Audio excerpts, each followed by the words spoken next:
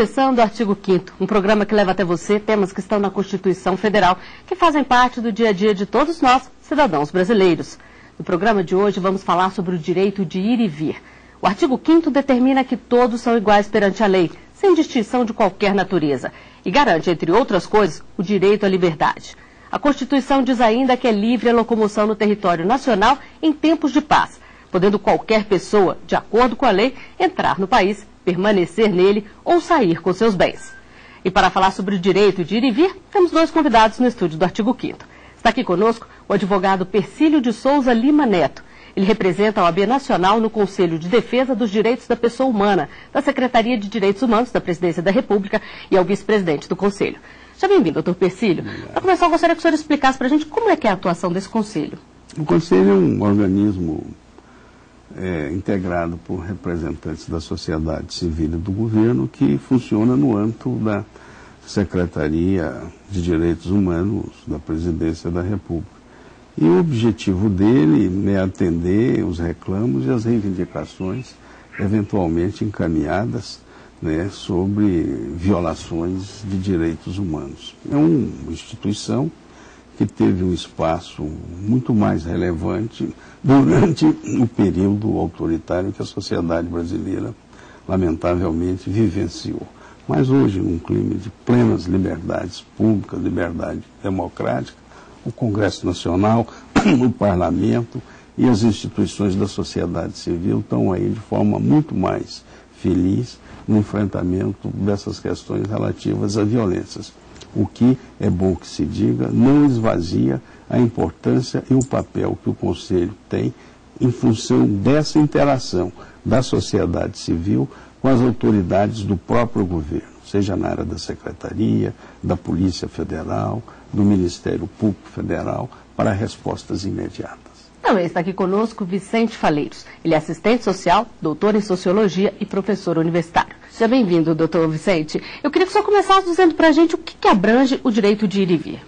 O direito de ir e vir é uma conquista da liberdade e principalmente a partir da Revolução Burguesa do século XVII, da Inglaterra, que é o direito contra as barreiras impostas pela aristocracia de impor pedágios às pessoas, restrições, cercamentos que impediam o livre comércio. Então, o direito de ir e vir foi primeiro um direito comercial e também depois um direito estendido ao cidadão individual que lhe possibilita circular sem obstáculos impostos pelo Estado ou por outro poder que o impeça de alcançar aí seus objetivos. Um dos grandes problemas enfrentados hoje, não apenas no Brasil, mas no mundo, é o tráfico de pessoas. Este tipo de crime está associado à exploração sexual, comércio de órgãos, adoção ilegal, pornografia infantil e trabalho escravo, além de contrabando de armas e tráfico de drogas. Muitas vezes, as vítimas são enganadas com a promessa de um bom emprego no exterior. Eles são atraídos pelo sonho de melhorar de vida, mas acabam descobrindo que estão em um pesadelo. A promessa de trabalhar no exterior com alto salário esconde um grande problema enfrentado hoje no mundo: o tráfico de pessoas. Estima-se que 4 milhões de homens, mulheres e crianças estejam nesta situação.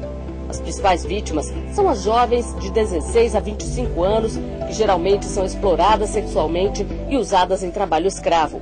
Histórias que muitas vezes terminam de forma trágica. Letícia Pérez Mourão foi assassinada em 2009 por denunciar um cafetão espanhol.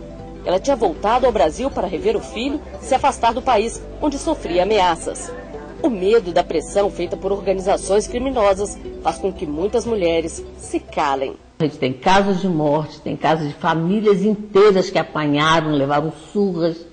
A gente tem casos de pessoas que desaparecem. Então, elas sabem que o que eles prometem fazer como punição acontece. Então, o que acontece? A própria vítima esconde a máfia. A coordenadora do Comitê de Combate ao Tráfico no Distrito Federal e pesquisadora do Secria, Centro de Referência, Estudos e Ações sobre Crianças e Adolescentes, Aldair Rocha, conta que o Brasil só começou a se preocupar com o problema em 2003, quando foi feito um levantamento nacional. Desde então, governo e sociedade têm atuado junto com outros países no combate ao tráfico de pessoas. O trabalho é feito em 3 eixos: prevenção, atendimento a vítimas e responsabilização social. Aldair diz que ainda há muito a ser feito e que o principal é conscientizar os jovens.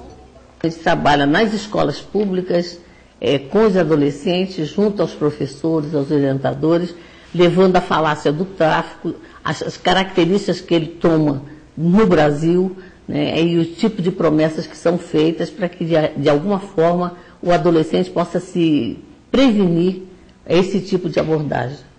Doutor Vicente, esses jovens que são aliciados ficam em cárcere privado. Essa é uma das mais graves formas de violação do direito de ir e vir? Claro, não só a escravidão dessas pessoas, mas o trabalho escravo, o cárcere privado de idosos, da mulher, né? Muitas vezes o homem trancafia a mulher em casa, o cárcere referente a negros, né? que foram escravizados, mas e hoje continuam escravizados também pela discriminação, pela exclusão social. Então nós temos várias formas de escravidão. E aí eu me refiro à própria Revolução Francesa, que tem num dos seus artigos que diz que nenhum homem, na época não era ser humano, nenhum homem é propriedade de outro homem. Porque a escravidão é a apropriação do outro. Então você tira não só a liberdade de ir e vir, mas a liberdade de decidir. Isso que é grave nessas formas aí de tráfico, porque a pessoa não decide nem o que comer, ela não decide onde ir, ela não decide o que vestir muitas vezes. Então é uma escravidão que apropria do todo o ser humano, e não só da sua capacidade de ir e vir. Doutor Persílio, o Brasil tem a Política Nacional de Combate ao Tráfico de Pessoas, mas tem sido suficiente ou é preciso mais? Na realidade, essa mobilização ela deve ser feita da sua forma mais ampla. E as instituições envolvidas no combate e enfrentamento a esse tipo de violação aos direitos humanos é um trabalho que tem que ser desenvolvido não só pela administração, como toda a sociedade brasileira. E essa mobilização deve ser feita através da mídia, do esclarecimento, da informação, do debate, e esse é um papel fundamental da mídia no enfrentamento desse tipo de violação de um dos direitos fundamentais da pessoa humana. De que forma que a legislação brasileira trata o tráfico de pessoas? Está tipificado o tráfico, tanto internacional como nacional, que é traficar uma pessoa do lugar para o outro sem o consentimento dessa pessoa. Tem essa disposição específica na legislação penal brasileira. E é essa forma de combater através de uma mobilização global. Na realidade, a legislação brasileira pune de forma objetiva o tráfico de pessoas, na medida em que ela enfrenta essa questão de uma forma específica, em legislação própria. E, na realidade, essa, para mim, é a violação maior ao direito de ir e vir, que é um apanágio de uma Constituição democrática, essa liberdade, o direito de ser igual, o direito de optar, o direito de decidir, como disse aqui o professor Vicente. Agora, a Convenção das Nações Unidas, mais conhecida como Convenção de Palermo, que combate o crime organizado transnacional, foi um grande avanço? Não tem nenhuma dúvida, porque aí passou a haver um consenso das nações contra esse tipo de crime, porque ele está cada vez mais globalizado, né? Então é importante a Interpol e outros organismos internacionais estarem atentos para essa circulação, porque a globalização econômica levou a uma organização também internacional do tráfico.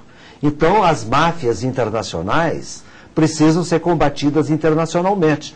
E a Convenção de Palermo, então, permite que os agressores ou responsáveis por esses crimes sejam encontrados e punidos em qualquer lugar. E eles mudam de lugar constantemente, porque apesar de haver um cérebro, né, uma coordenação, os agentes estão circulando.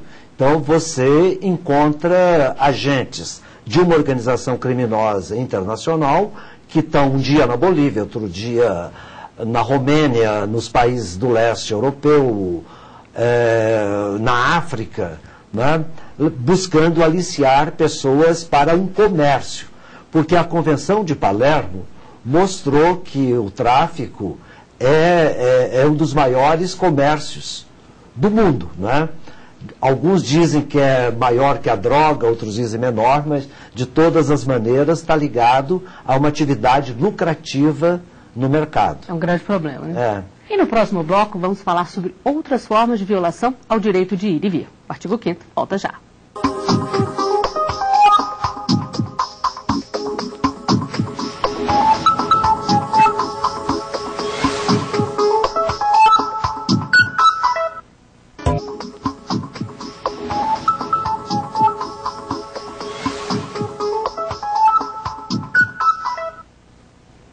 De volta com o artigo 5º. Os nossos convidados de hoje são o professor e doutor em Sociologia, Vicente Faleiros, e o advogado Persílio Lima Neto, vice-presidente do Conselho de Defesa dos Direitos da Pessoa Humana.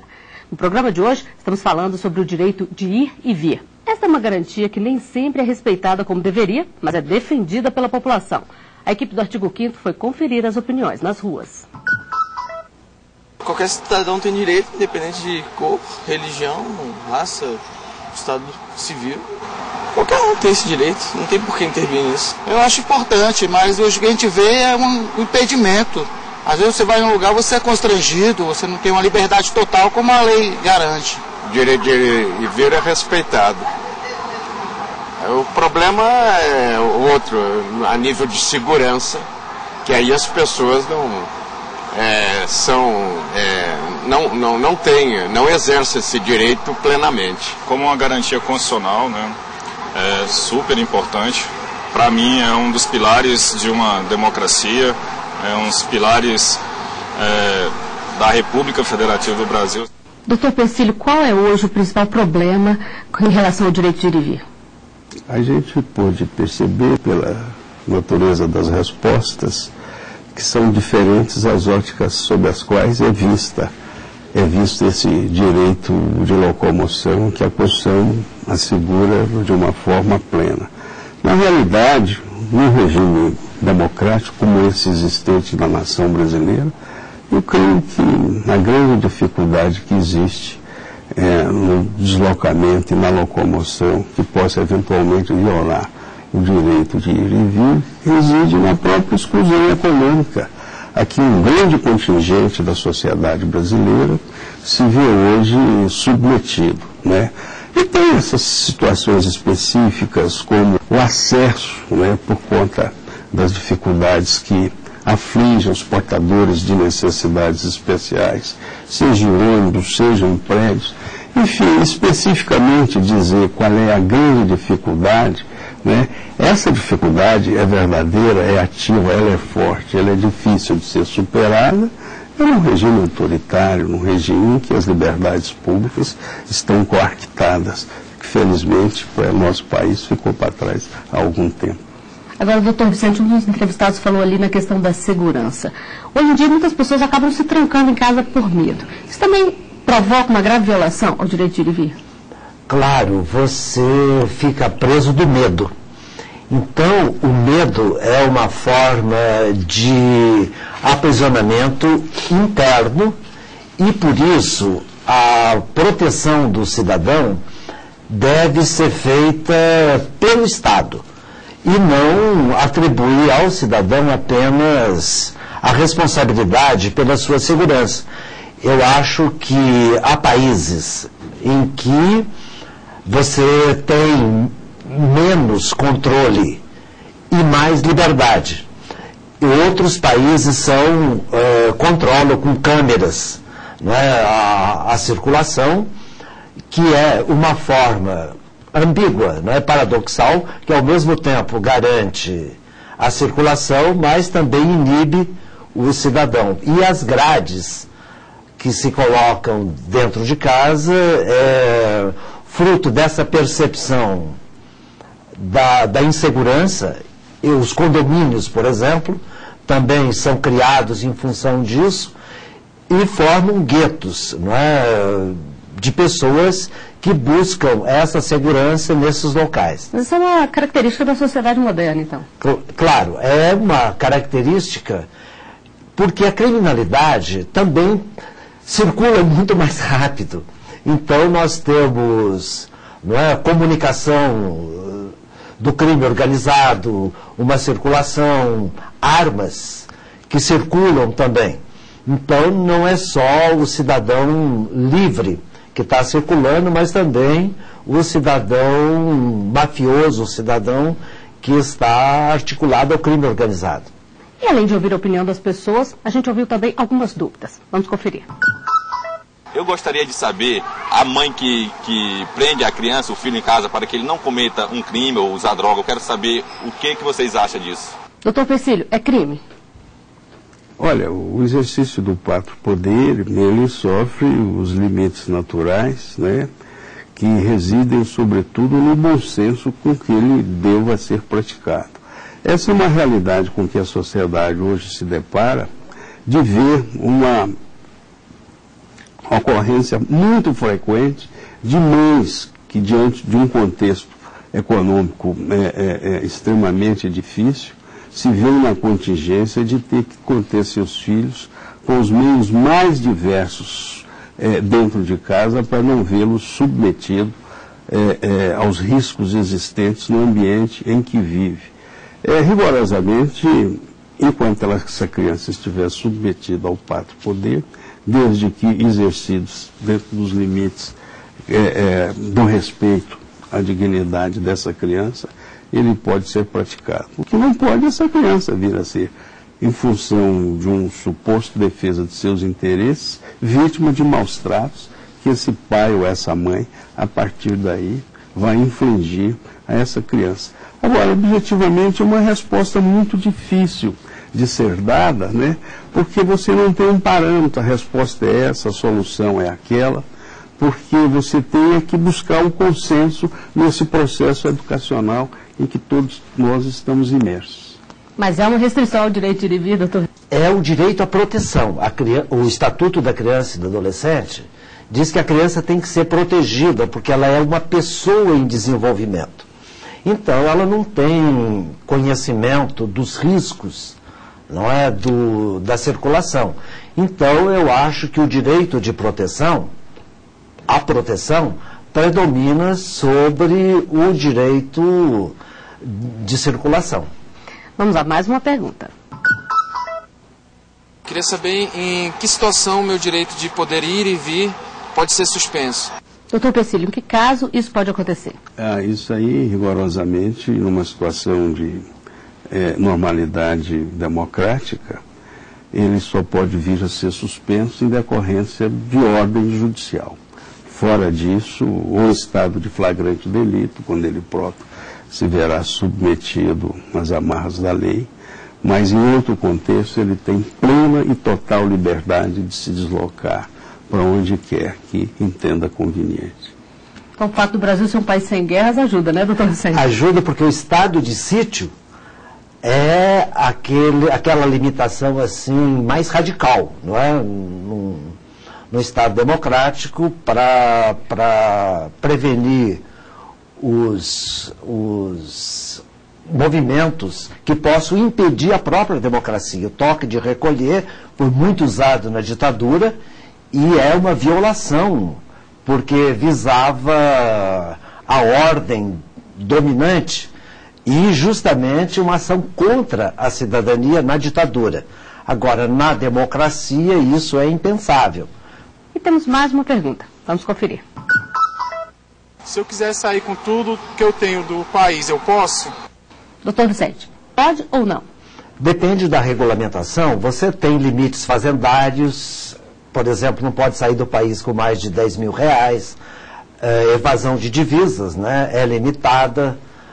Quando você é transferido por uma empresa para outro país, é uma outra regulamentação. O diplomata que leva seus bens para morar em outro lugar tem outra regulamentação, um pesquisador, né, que vai fazer uma pesquisa num determinado lugar. Então, são muitas as isenções e regulamentações que dependem da situação concreta, mas é necessário olhar o tipo de bem que a pessoa quer transferir e a situação na qual ela se encontra. Doutor Persílio, se a pessoa estiver querendo usar esse direito de ir e vir para evasão de divisas, é crime? Como é que ela pode ser punida aí? Na realidade, nós sabemos hoje, e esse é um aforismo que nós importamos do Estado norte-americano lá, tem duas coisas. Quando se nasce, um dia tem-se a certeza de que você vai morrer. E que se ganhar algum dinheiro, vai incidir o imposto de renda sobre esse ganho da pessoa. Se a pessoa tem dívida a responder perante o fisco, essa providência o próprio Estado deve se acautelar para impedir que ela fuja, né, ao dever que ela tem de responder a essa obrigação que ela tem perante o Estado. Fora disso, eu não vejo como obstaculizar essa saída. Nós temos uma última pergunta. Eu queria saber qual que é a diferença entre refúgio e asilo. Doutor Vicente. Olha, a situação de perseguição que você sofre num país, pela Convenção Internacional, te dá a possibilidade de se refugiar temporariamente num outro país que pode lhe conceder o estatuto de asilado, que é normatizado diferentemente em cada país. O Brasil tem esse estatuto de asilado, mas depende de uma análise legal da entrada no país, das condições e da situação que a pessoa está sofrendo no seu país de origem. Agora, doutor Persílio, a gente falou muito na saída de brasileiros, mas e na entrada de estrangeiros aqui? Tem tido problema com a migração? Na realidade, o que define o ingresso de estrangeiro é o interesse e a conveniência pública do Estado brasileiro. Hoje está havendo um elastério muito maior na legislação, tendo em vista o momento econômico vivido pelo Estado brasileiro, cada vez mais necessitado de pessoas qualificadas e capacitadas. Isso está inserido na esfera de soberania do Estado que venha a receber esses estrangeiros. Mas não existe muito problema. Por exemplo, quem quer trabalhar, o que deve fazer? Quem vem de fora para tentar emprego aqui, que a gente vê muito também pessoas em situação até de trabalho escravo aqui.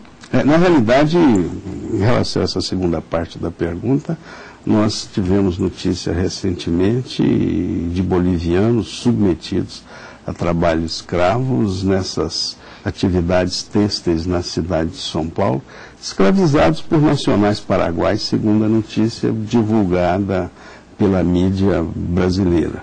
Na realidade, esse tipo de atividade está inserida na parte primeira da resposta que eu dei.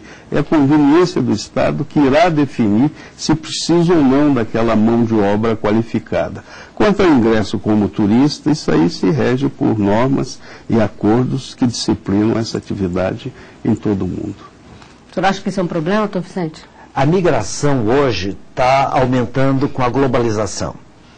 E na Europa há um movimento contra os migrantes, inclusive a direita europeia está se fazendo valer com o preconceito, né, em relação a essas pessoas.